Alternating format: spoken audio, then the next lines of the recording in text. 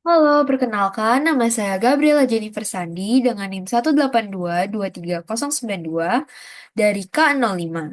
Pada kesempatan kali ini, saya akan membahas mengenai jawaban ujian tengah semester saya untuk mata kuliah Sistem Multimedia.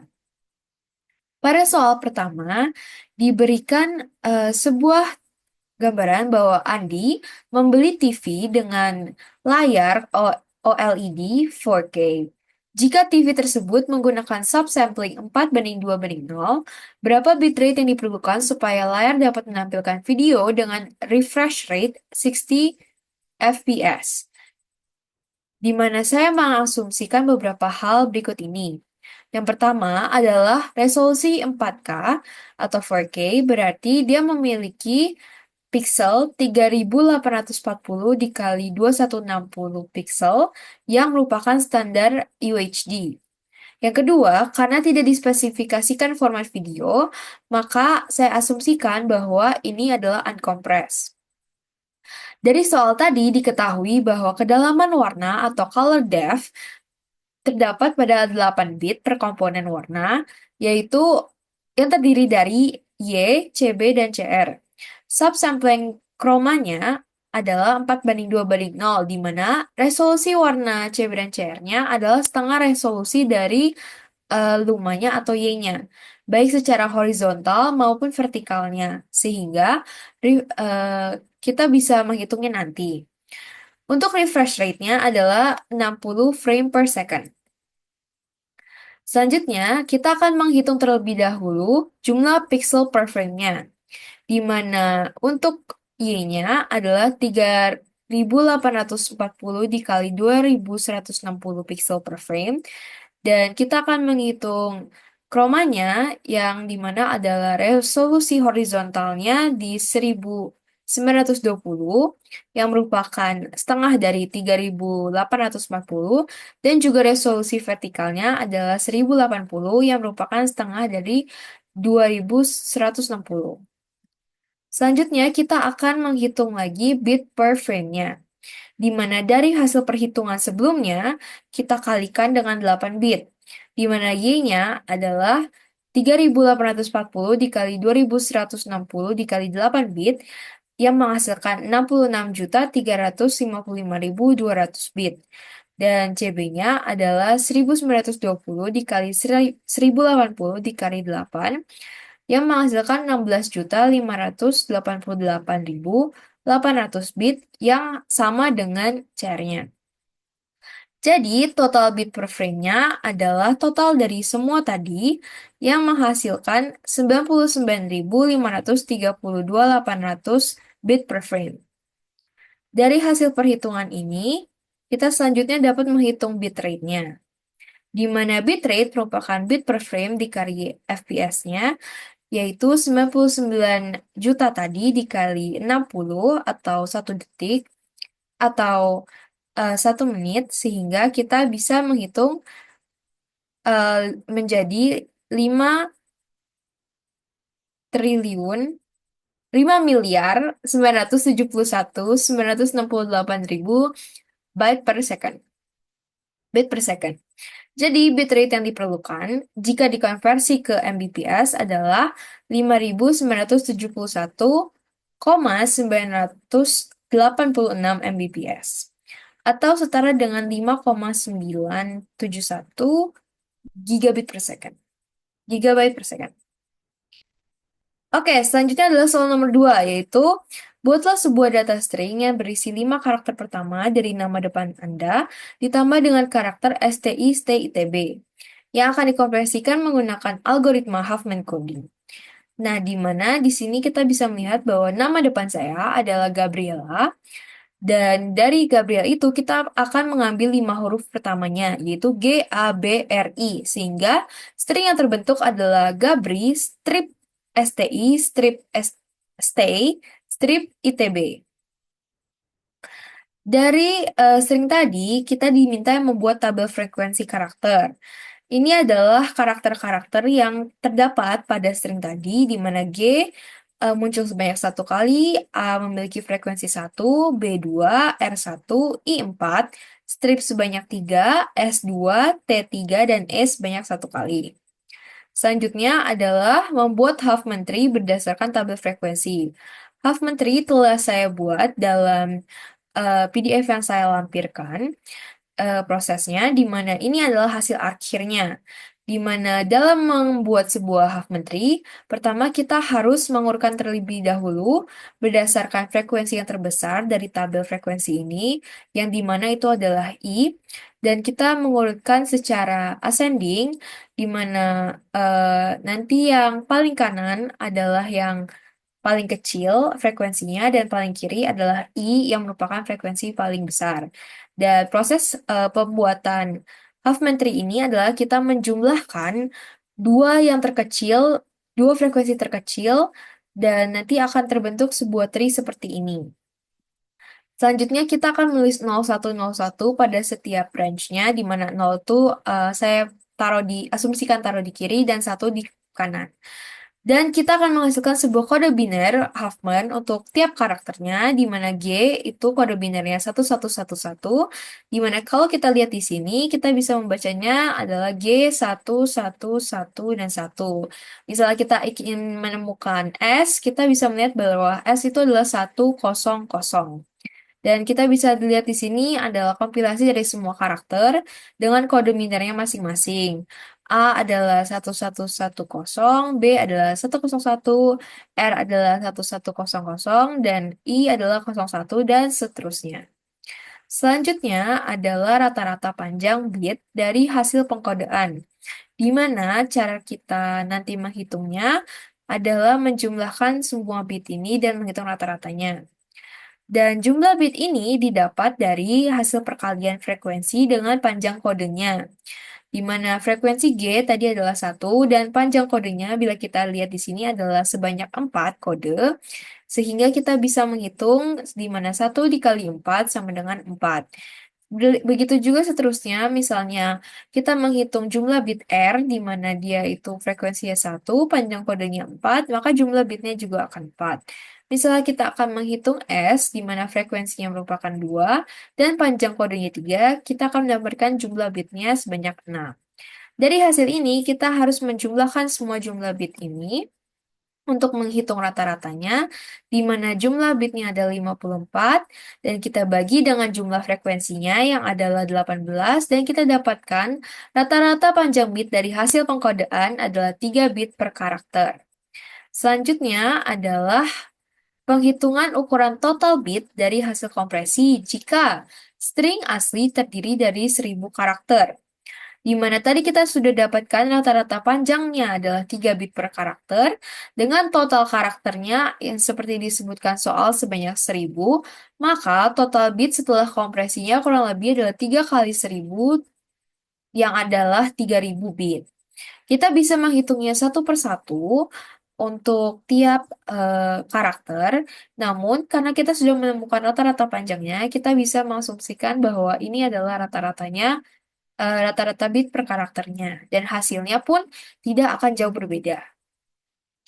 Setelah itu, kita akan menghitung rasio kompresi jika setiap karakter dalam representasi asli disimpan dengan 8 bit, di mana ukuran aslinya jika disimpan dengan 8 bit adalah 1000 karakter dikali 8 bit per karakter menjadi 8000 bit. Sedangkan ukuran kompresinya bila kita lihat dalam perhitungan tadi adalah 3000 bit.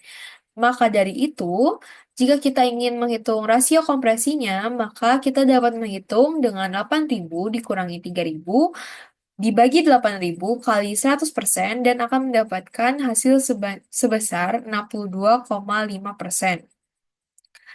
Terakhir adalah, kita selanjutnya akan melihat apa saja keuntungan Huffman coding dalam kompresi file multimedia, di mana yang pertama adalah kompresi tanpa kehilangan atau lossless. Dari lossless ini, kita bisa melihat bahwa Huffman coding itu mempertahankan semua data aslinya, sehingga cocok untuk aplikasi yang membutuhkan presisi tinggi seperti file medis, atau DICOM, atau teks dalam gambar atau video. Yang kedua adalah optimal untuk sumber dengan redundansi statis.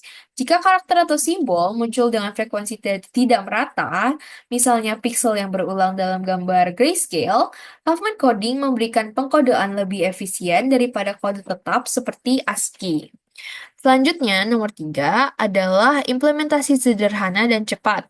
Dari algoritma Huffman coding itu, kita bisa melihat bahwa algoritmanya itu relatif mudah untuk diimplementasikan dalam hardware ataupun software dan bisa cepat diproses untuk melakukan kompresi dan dekompresi. Yang keempat adalah digunakan dalam standar kompresi lain. Huffman coding ini menjadi bagian dari algoritma kompresi populer seperti JPEG untuk tabel kode koefisien DCT, ZIP bersama LZ77 dan juga LZ78, juga MP3 untuk kompresi data frekuensi. Nah, yang terakhir, keuntungan dari menggunakan Huffman coding adalah dia tuh adaptif, di mana versi adaptif itu dapat menyesuaikan frekuensi simbol secara dinamis dan cocok untuk melakukan streaming data multimedia.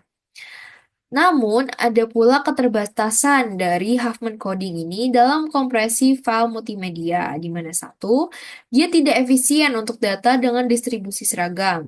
Misalnya, jika semua simbol yang muncul dengan frekuensi sama, kayak dalam noise, dalam gambar atau video, Huffman coding itu hanya bisa memberikan sedikit kompresi atau bahkan dia malah memperbesar ukuran file. Yang kedua adalah harus menyimpan dalam tabel kode dalam penyimpanan, di mana overhead penyimpanan itu untuk tabel frekuensi atau pohon Huffman-nya harus disertakan dalam file terkompresi. Hal ini akan mengurangi efisiensi bila kita menggunakan data yang kecil. Yang ketiga adalah tidak menangani redundansi spasial atau temporal.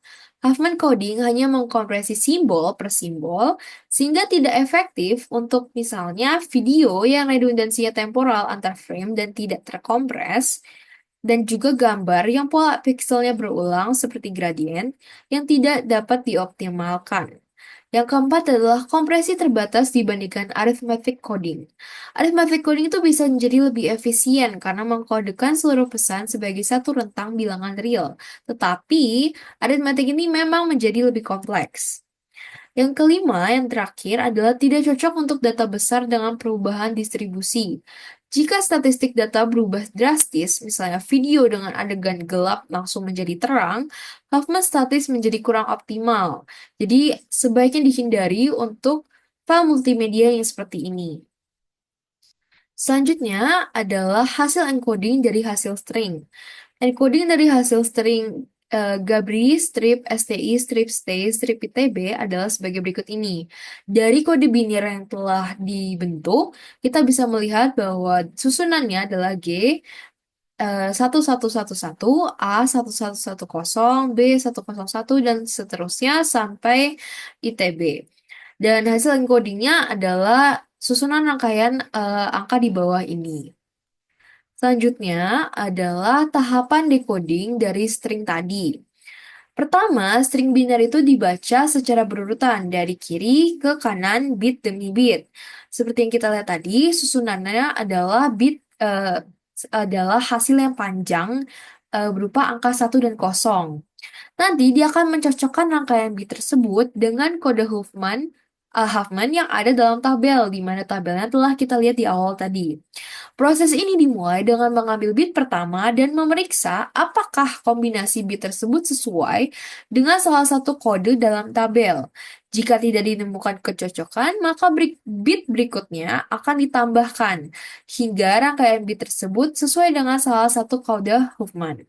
Setelah kode berhasil diidentifikasi, karakter yang sesuai dicatat dan rangkaian bit tersebut dihapus dari string binar yang sedang diproses. Jadi sisanya akan diproses lagi. Proses ini terus berulang hingga seluruh string binar habis dan semua karakter berhasil dikembalikan ke bentuk aslinya, yaitu dalam bentuk karakter tadi.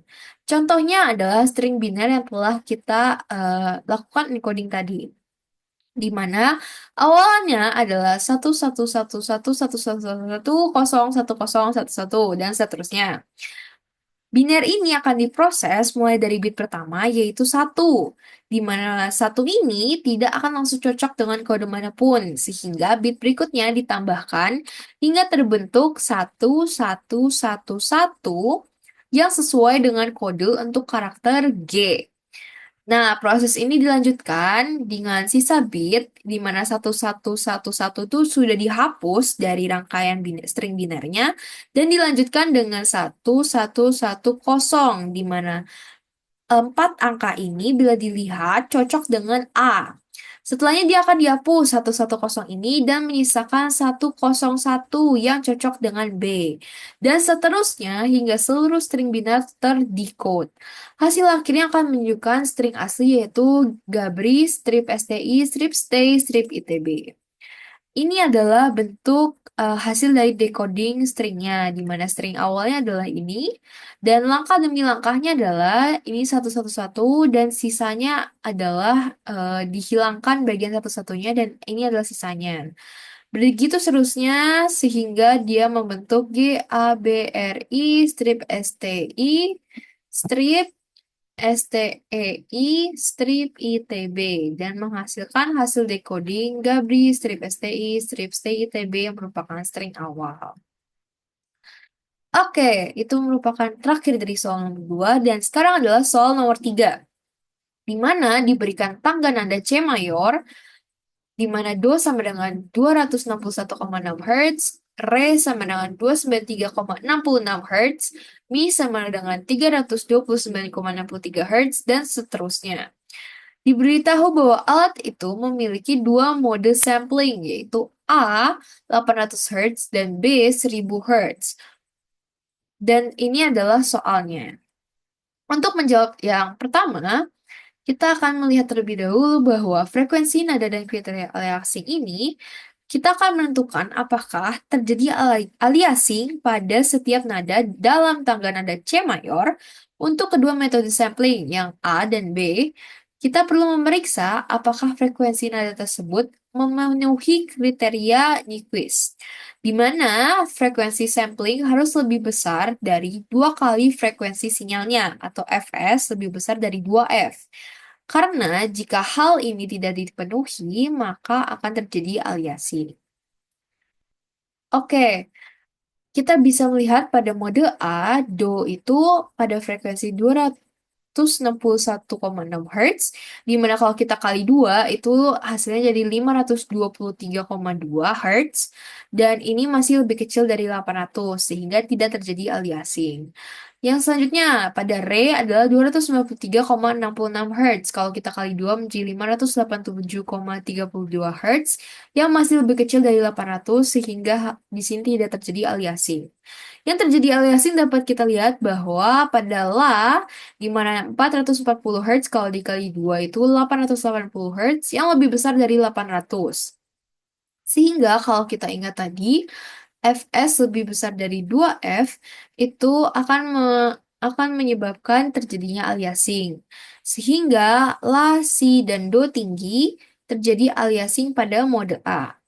Selanjutnya, kalau kita lihat pada mode B, yang terjadi aliasing hanya Do tinggi, di mana Do tinggi ini memiliki frekuensi 523,25 Hz, yang kalau kita kali 2 menghasilkan 1046,5 yang lebih besar dari 1000 Hz. Oke, selanjutnya kita akan menganalisis secara musikal apa yang terjadi ketika aliasing. Ketika terjadi aliasing dalam konteks sinyal audio atau musik, frekuensi yang seharusnya lebih tinggi dari frekuensi sampling yang digunakan akan terdistorsi dan menghasilkan suara yang tidak akurat dengan frekuensi aslinya. Ini terjadi karena sampling rate-nya terlalu rendah dan gak bisa nangkep detail frekuensi tinggi yang tepat. Sebagai akibatnya, suara yang dihasilkan tidak lagi sesuai dengan nada aslinya. Misalnya pada nada La yang harusnya 440 Hz, ketika disampling dengan frekuensi 800 Hz, frekuensi 440 Hz itu akan terdistorsi menjadi frekuensi yang lebih rendah dan menghasilkan suara yang berbeda dengan suara aslinya. Dia akan menjadi lebih berat atau terdengar miring. Kalau dalam musik, Eh, 440 Hz ini tadinya adalah A4 key-nya. Kalau misalnya kita mainkan dalam piano, dia akan menghasilkan key A4. Sedangkan ketika terjadi aliasing, dia akan menjadi lebih berat dan akan menghasilkan suara semacam F sharp 4. Dan dalam musik, ini tuh bisa menyebabkan distorsi yang mengganggu pengalaman pendengarnya. Karena dari hal yang telah saya bilang tadi, misalnya dari A4 ke F sharp 4, itu akan menghasilkan suara yang sangat berbeda dan tidak akurat. Dan nada yang seharusnya jernih ini akan terdengar cacat, sehingga mengubah karakter dari suara asli dari instrumen atau vokal yang disampling. Kalau dalam bahasa musik, itu jadinya fals. Aliasing ini akan merusak kualitas audio dan kesetiaan terhadap suara asli yang ingin ditransmisikan. Kalau kita bahas secara detail, apakah nada yang dihasilkan sama? Tentu tidak. Aliasing menyebabkan frekuensi asli itu menjadi terlipat menjadi frekuensi palsu yang dapat kita hitung dengan F alias, yaitu Fs dikurangi F. Contohnya tadi nada La 440 Hz itu ketika disampel di 800 Hz akan menghasilkan F alias 360 Hz, di mana 360 Hz ini seperti yang saya bilang tadi adalah F sharp 4.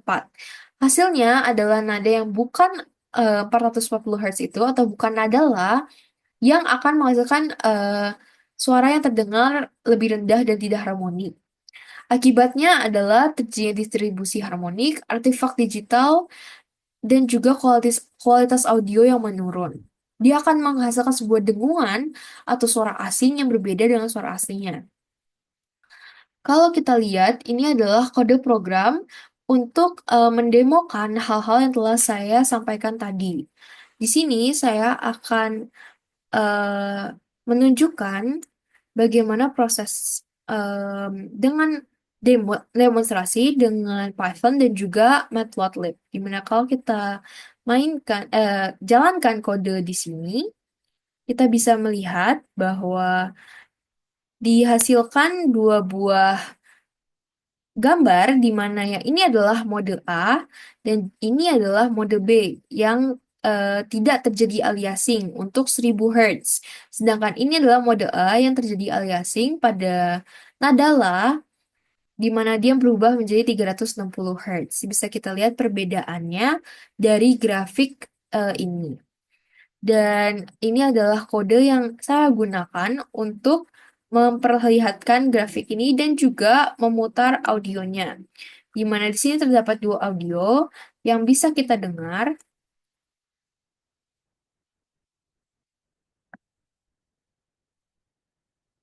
Di sini ada dua audio. Yang audio kedua ini merupakan yang tanpa aliasing. Bila kita dengar ulang lagi,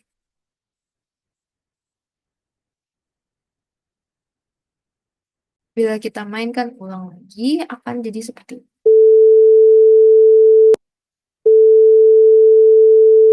Ini adalah yang tanpa aliasing. Sedangkan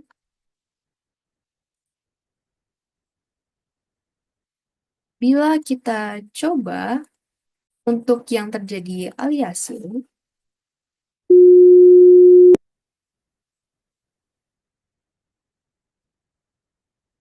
jika kita mainkan, ini adalah yang terjadi aliasing, di mana suaranya tuh berdengung dan juga terdengar asing. Berbeda dengan audio 2 yang tanpa aliasing tadi.